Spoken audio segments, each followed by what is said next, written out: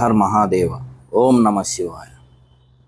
ఓం త్రయంబకం యజామహే సుగంధిం పుష్టివర్ధనం ఉర్వారుకమిక బంధనాన్ మృత్యుర్ముక్షీయమామృతాత్. ఓం నమ శివాయ. కేదార్నాథ్ వెళ్ళాలని లేదా వెళ్దామనే ఆలోచన వచ్చిందా? అయితే ఖచ్చితంగా మీకు శివుని పిలుపు వచ్చినట్టే. ఎందుకంటే శివాజ్ఞ లేనిది చీమైన కుట్టదు కదా అంటారు. అలాంటప్పుడు కేదార్నాథ్ వెళ్ళాలంటే శివాజ్ఞ ఉన్నట్టే కదా. ముందుగా మనం అక్కడ కేదార్నాథ్లో ఆ యొక్క దేవుణ్ణి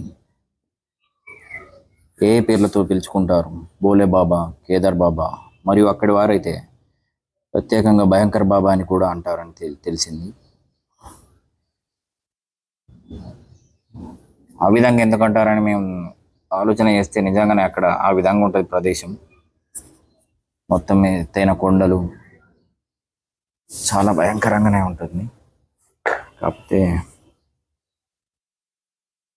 ఇంకా అక్కడ విషయాలు ఏంటంటే, ఇక్కడ 6 నెలలు మాత్రమే ఈ గుడి ఓపెన్ ఉంటుందని అందరికీ తెలుసు.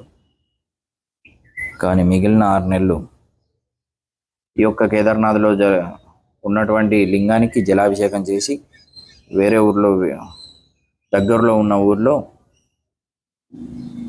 నిత్యం పూజలు జరుగుతాయని అక్కడి వారు చెప్పారు.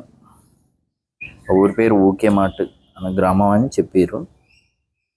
మేమైతే వెళ్ళలే, కాకపోతే అక్కడి వారైతే అలా చెప్పారు.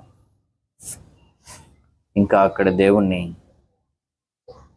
మనం అక్కడ దేవుని గురించి ఎంత చెప్పినా తక్కువే. ఆ విధంగా ఉంటాయి ఆ దేవుని లీలను. అక్కడి వరకు వెళ్ళడం ఒక ఎత్తు, అక్కడ దర్శనం అవ్వడం మరొక ఎత్తు. చాలామంది దర్శనం కాకుండానే తిరిగిన వారు కూడా ఉన్నారు. ఎందుకంటే అక్కడ పరిస్థితులు అట్లుంటాయి. మనం వెళ్ళి 10-12 గంటలు నడిచి వెళ్తాం. అక్కడ మార్నింగ్ లైన్లో నిలబడి ఒక్కొక్కసారి అయితే 10 గంటలు కూడా పడుతుంది దర్శనం. 1 డే అయిన తర్వాత ఎవరు అక్కడ ఉండట్లేదు. మాకు అలాగే జరిగింది. కాకపోతే మేము డైరెక్ట్ లైన్లోకి వెళ్ళి కాకుండా డైరెక్ట్ అక్కడ గుడి పక్క పంటి వెళ్ళి అక్కడ పండితుల్ని రిక్వెస్ట్ చేసి ఏదో విధంగా బతిమలాడి దక్షిణాలతో దర్శనం అయితే చేసుకొని వచ్చినాం. లేకపోతే మాకు కూడా దర్శనం కాకపోవు. అంతా దేవదేవుని దయ. ఆయన పిలిపించుకున్నాడంటే ఏదో విధంగా అక్కడికి పోవడమే దర్శనం అయినట్టే.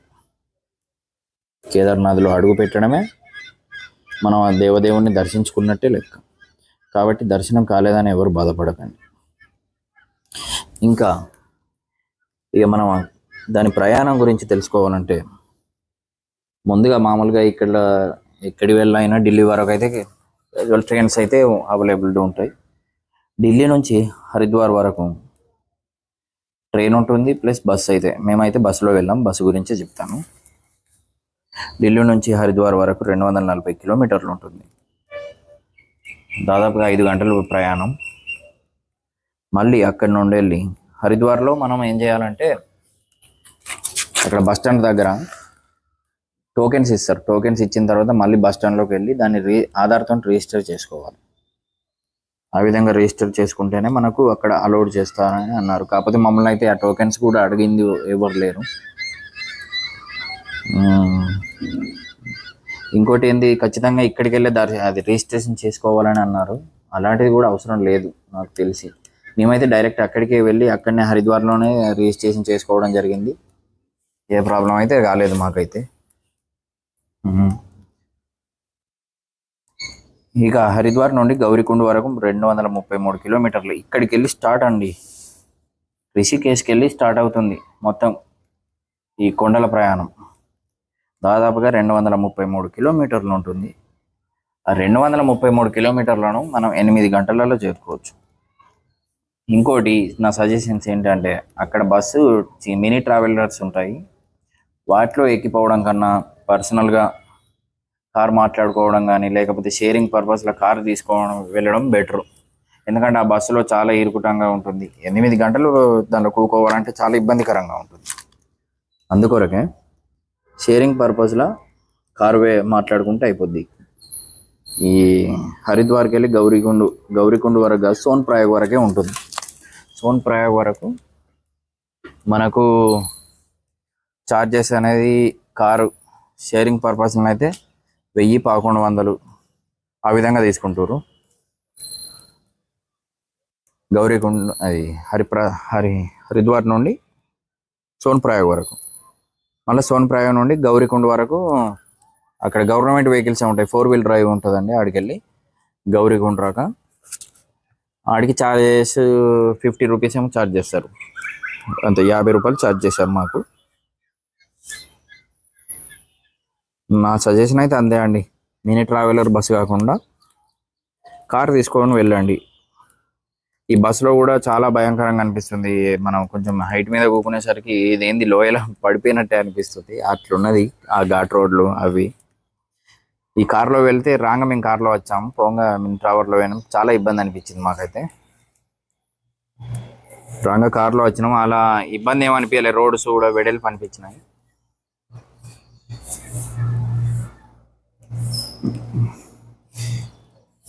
ఈ గౌరీకుండ్ చేరుకున్న వాళ్ళ అక్కడ లగేజెస్ ఇట్లా ఏమన్నా ఉంటే అక్కడ లాక్ రూమ్స్ ఉంటాయి, అక్కడ లాక్స్ ఛార్జెస్ 24 అవర్స్కు 100 రూపీస్ ఛార్జ్ చేస్తారు, 1 బ్యాగ్కు.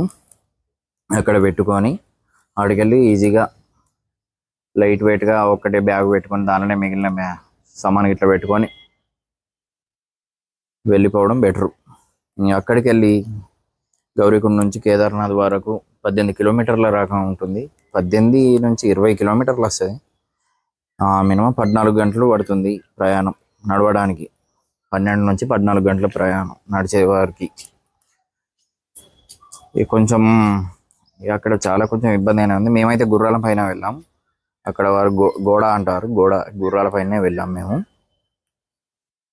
నేనైతే రాంగా గుర్రం పైన వెళ్ళాను, గుర్రం పైన వచ్చాను, పొంగ కూడా గుర్రం పైన వెళ్ళాను. ఈ చాలా భయంకరంగా ఉంది గుర్రం ప్రయాణం కూడా. ఇది ఇంకా నడిచిపోతేనే బెటర్ అనిపించింది, కానీ నాతో కాలేదు కాబట్టి నేను గుర్రం ప్రయాణమే చేశాను. ఆ గుర్రం మీద వెళ్తుంటే ఆ దేవుడు నిజంగానే కనిపించిండు. ఆ గుర్రం ఆ లోయల అంచుపంటి వెళ్తే దాంట్లో ఎప్పుడు పడేస్తుంది ఏంటిది, అదే దేవుడి నామం తలుచుకుంటేనే వెళ్ళడం అయింది. ఆ విధంగా ఉంటుంది గుర్రం ప్రయాణం అయితే. పోవడానికి ఇక్కడికి వెళ్ళి పైకి ఎక్కడానికి 3000 నుంచి 3000, 2500 ఆ విధంగా తీసుకోవచ్చు. 3031 మంది అయితే ఇక్కడ రేట్ అయితే బోర్డు పెట్టారు, 2500 కూడా తీసుకుంటారు. ఇంకోటి రాంగ్ అయితే తక్కువనే తీసుకున్నారు, రాంగ్ 1500 తీసుకున్నారు. రాంగ్ ఇంకా బాగా రిస్కీ అనిపిస్తుంది గుర్రం మీద రావడం.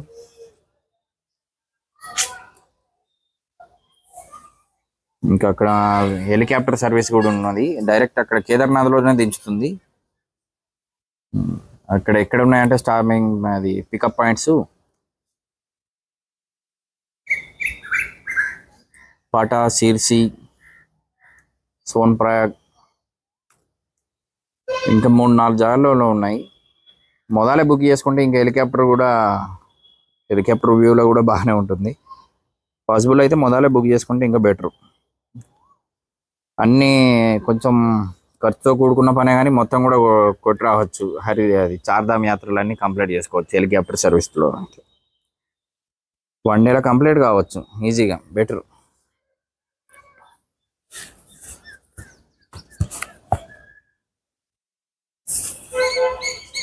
ఇంకా అక్కడ రిజిస్ట్రేషన్స్ గురించి చెప్పాను. ఇక అందరూ అక్కడ వీడియోస్ యూట్యూబ్లలో చాలా రావడం వల్ల అందరూ వీడియోస్ బాగా వస్తున్నాయి అని వెళ్తున్నారు, కానీ అక్కడ చాలా రిస్కీగా ఉంటుందండి ప్రయాణం అయితే. అంత సింపుల్గానైతే లేదు, పెద్ద టాస్కే అన్నాడు, పెద్ద టాస్కే. 18-20 కిలోమీటర్లు నడవడం అట్టి ముచ్చట కాదు. అది కొంచెం ఫిజికల్ ఫిట్నెస్ అవన్నీ ఉన్నవారికి కొంచెం సాధ్యమే, కానీ మామూలుగా క్యాజువల్గా నేను వెళ్తా ఈరోజు ఖచ్చితంగా పోవాలనుకునే వారికి అయితే కొంచెం ఇబ్బందిగా. మేమైతే అనుకోకుండానే పోయినాం, మాకు అందుకొరకే ఇది ఇలా జరిగింది కాబట్టి నేను చెప్పగలుగుతున్నాను.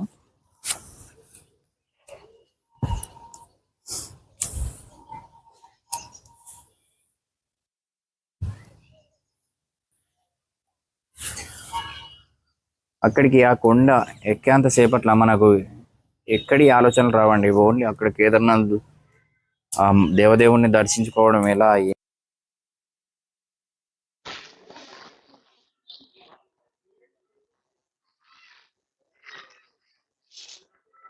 మేము ముందుగా రిషికేశ్లో దిగి అక్కడనే రిజిస్టర్ చేసుకొని బస్సులో కేదార్నాథ్ వెళ్ళాము. రాంగా హరిద్వార్కు వచ్చాము.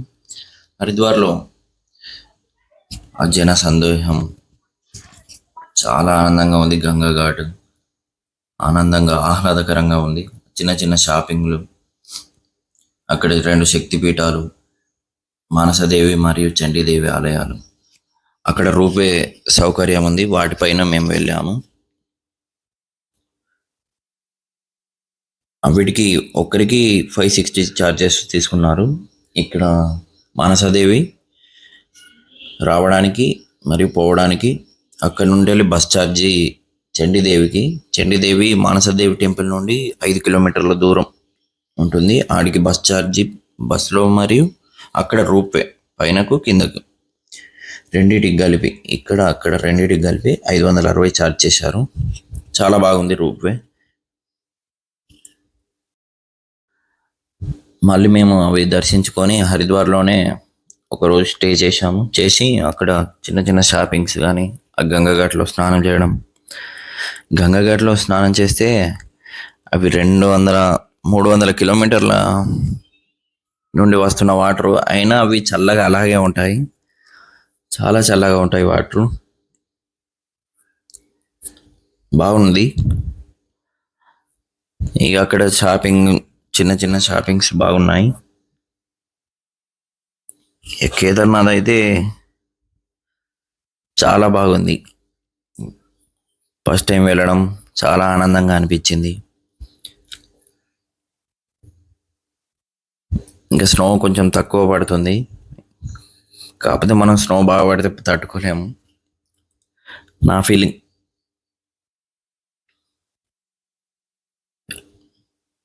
ఇక కల్కి సినిమాలో లాగా చంబాల రాజ్యం కూడా ఇటు హిమాలయాల్లోనే ఉన్నదని అంటారు. అది ఇంతవరకు ఎవరు కనుక్కోలేకపోయారు, చంబాల నగరం.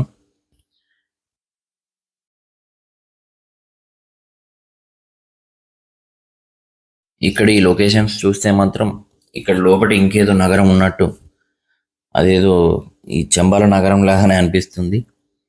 ఆ విధంగానే ఉంటుంది ఇక్కడ. అన్ని మనం ఏది కనుగొనలేము.